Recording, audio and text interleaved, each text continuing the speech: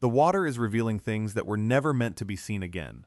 A World War II landing craft, sitting in the mud miles from shore. The entire town of St. Thomas, submerged in 1938, now ghosting back into the sunlight. And inside a rusty barrel, lodged in the sucking clay of Hemingway Harbor, the skeletal remains of a man, shot in the head sometime in the 1970s. A mob hit, buried for decades under billions of gallons of water, until the water wasn't there anymore. Lake Mead is not just shrinking, it is exposing its secrets. It is a time capsule being opened in reverse, and every new discovery, every sunken boat and forgotten foundation, is a warning. This is not a story about a drought. This is a story about a fundamental miscalculation made a century ago. A math error that built the modern American West, and now threatens to unmake it. What do you think is the most shocking thing to be revealed from the shrinking lake? Let us know in the comments below. 7 states, 2 countries, and 40 million people all drink from the same river, and that river is running out of time. So many of you who watch our documentaries say you get lost in the story and forget to subscribe. If you enjoy this kind of deep dive, please take a second to hit that subscribe button. It's a small click, but it's the single most important thing you can do to support this channel and ensure we can keep making these stories. It is an emergency for us. Let's begin. The promise was written on paper on November 24, 1922. They called it the Colorado River Compact. 7 states, desperate to tame the wild artery of the desert, gathered to divide its bounty.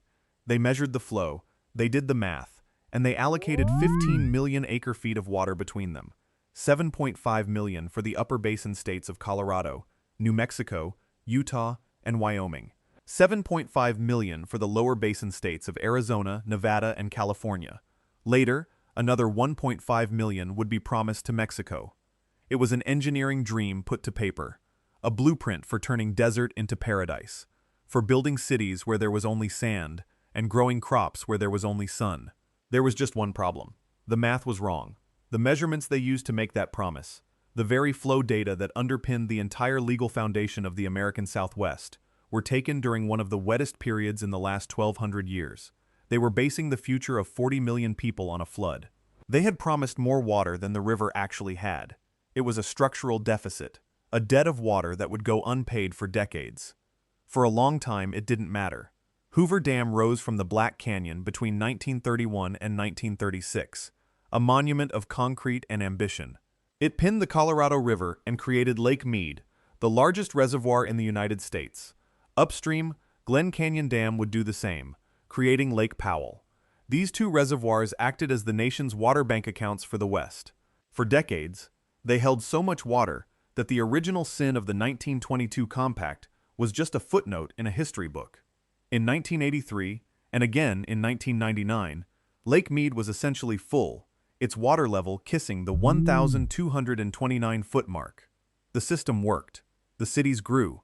The faucets ran. The desert bloomed. It seemed limitless. It was not limitless. It never was. A century-old mistake was about to meet a 21st-century reality, and the evidence of that collision is now etched onto the canyon walls 100 feet high, a white scar on the rock. They call it the bathtub ring. It's not a stain. It's a mineral crust of calcium carbonate, a tombstone marking where the water used to be. Every foot of that ring represents billions of gallons of water, gone. It is the physical proof of a promise the river could never keep.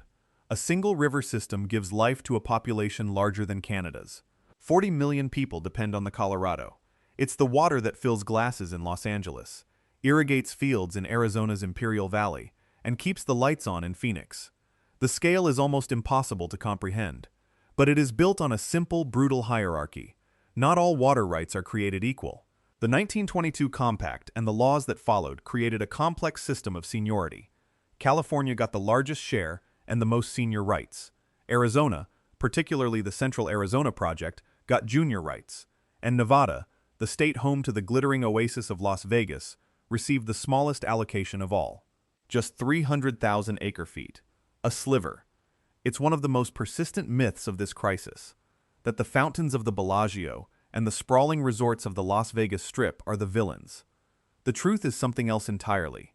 Nevada takes only about 4% of the river's main allocation, and Las Vegas itself has become a world leader in water conservation, Under the visionary,